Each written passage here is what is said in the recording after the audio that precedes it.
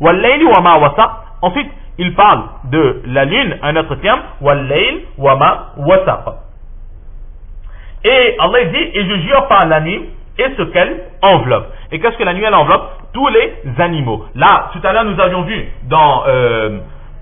nous avions montré dans Ar-Jaiha, lorsqu'on a parlé des cieux, que tout ce qui était au-dessus des cieux, au-dessus de la terre était sous le commandement d'Allah. Maintenant, Wal-layli wa ma wasaq, par la nuit et tout ce qu'elle enveloppe, là c'est la nuit et tout ce qu'il y a sur cette terre, les animaux, les êtres humains, etc. Tout cela sont sous le contrôle d'Allah subhanahu wa ta'ala. Ensuite, un autre mot, ittasaq, qui veut dire istawa, donc prendre place pleinement, posément, avec beaucoup d'aisance, et buruja, un autre terme qui est employé dans le Coran, c'est buruja. Buruja, Allah subhanahu wa ta'ala, il a employé ce terme, ce sont les différentes étapes qu'on a dit du soleil ou de la lune. Certaines personnes ont traduit cela par les constellations ou bien même par les galaxies.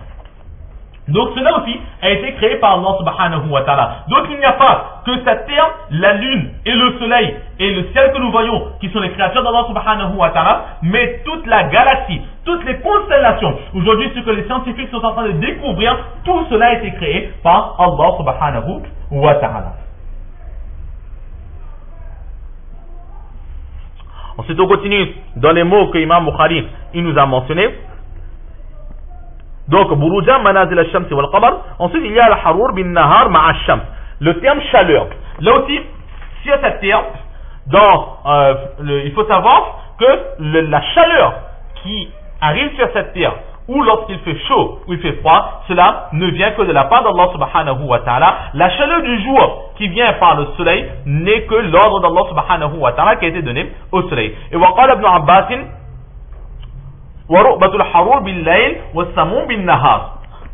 que le terme harur est employé pour la chaleur que l'on trouve dans la nuit et la chaleur du jour, c'est le mot samum. Donc là encore on entre dans les termes littéraires, on ne va pas s'attarder dessus.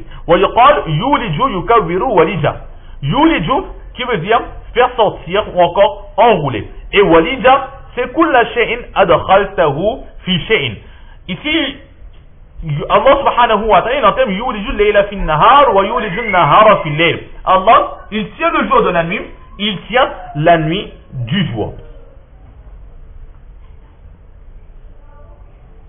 Et donc cela veut dire que à chaque fois que l'on prend quelque chose et on le fait entrer dans une autre chose sans aucun arrêt, sans aucun manquement, c'est le terme walidja qui est employé. Et ici, lorsqu'Allah dit qu'il fait entrer le jour dans la nuit et la nuit dans le jour, c'est ce que nous avions dit précédemment, que entre le jour et la nuit, il n'y a pas de temps d'arrêt. Il n'y a pas un temps qu'Allah dit que bon, un instant, mets le jour de côté, la nuit, maintenant c'est ton tour. Non, mais c'est de cette journée même, Allah va créer la nuit, et de cette nuit, Allah va recréer le jour. Entre le jour et la nuit, il n'y a aucun arrêt, aucune étape intermédiaire, mais d'un va sortir automatiquement l'autre. Donc là, ce sont certains mots qui ont été employés par Imam Bukhari alayhi rahma, et nous allons immédiatement voir le premier hadith que Imam Bukhari alayhi rahma il nous a mentionné.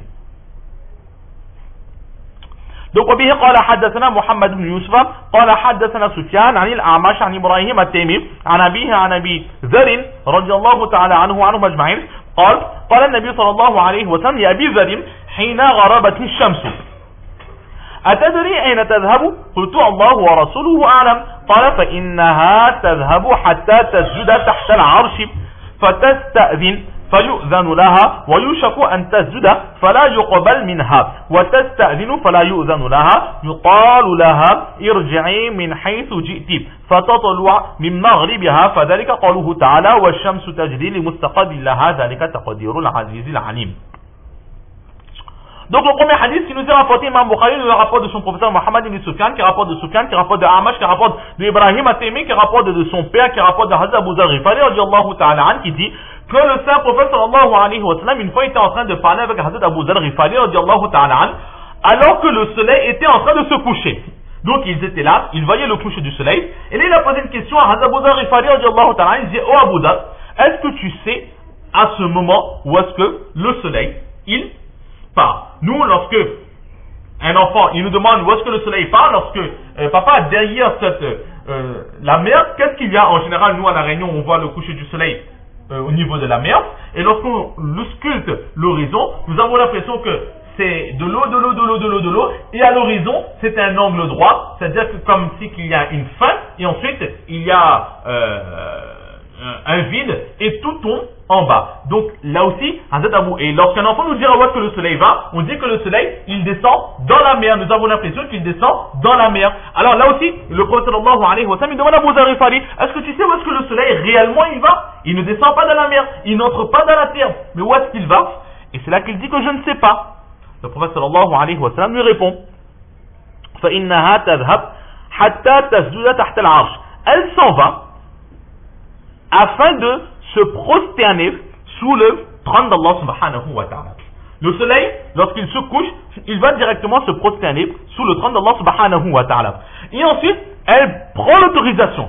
Elle demande l'autorisation. L'autorisation de quoi? De se lever de nouveau. Oh Allah, il se prosterne devant le trône, sous le trône d'Allah. Et ensuite il dit, oh Allah, est-ce que tu me donnes l'autorisation de me lever et de nouveau redonner le jour aux habitants, de la lumière aux habitants de la terre. Fayu'zanu laha. Et là, Allah subhanahu wa ta'ala, il donne l'autorisation. C'est un peu ce que l'on trouve dans le Coran où Allah subhanahu wa ta'ala, il dit en ce sens, قُلْ أَرَأَيْتُمْ إِنْ جَعَلَ اللَّهُ عَلَيْكُمُ النَّهَارَ سَرْمَدًا. Que deux versets où Allah dit, si par exemple, Allah subhanahu wa ta'ala ne mettait que la nuit, il enlevait le soleil, il ne mettait pour vous que la nuit, qui parmi vous serait capable de faire revenir le jour, afin que vous puissiez vivre? Parce que l'être humain, il a besoin du jour, de la lumière, du soleil, pour rester en bonne santé, pour vivre, pour la végétation, etc.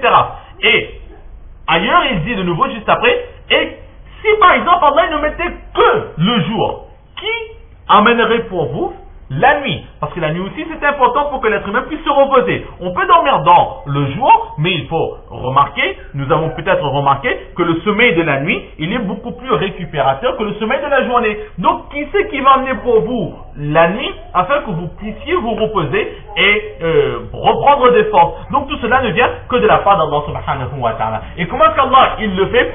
Tous les jours, le soleil, il va demander l'autorisation à Allah subhanahu wa ta'ala. Oh Allah, est-ce que je peux me lever? Mais arrivera un moment donné où elle va se prosterner, mais l'autorisation ne lui sera pas donnée. Et ensuite elle demandera l'autorisation. Oh Allah, tu m'as refusé, mais est-ce que tu me donnes l'autorisation de me lever de nouveau? Et c'est là que lui sera dit, non, tu n'as pas aujourd'hui l'autorisation de te lever par l'est, retourne d'où tu viens. Donc là elle était à l'ouest en train de se coucher. Donc nous voyons que le soleil est en train de se coucher, mais non, qu'est-ce qui va se passer? Le soleil, il va de nouveau se lever, et nous aurons l'impression qu'il est en train de se lever aujourd'hui par l'ouest. Et là, ce sera l'un des signes de Qiyamah que nous avions mentionné précédemment. Donc le soleil va se lever à l'ouest. Et là, c'est ce que Allah subhanahu wa ta'ala dit dans le Coran, que le soleil, il avance, il a une rotation fixe à elle-même. Elle reste sur son orbite et elle tourne sur elle-même peut-être, et ensuite elle tourne autour de la terre.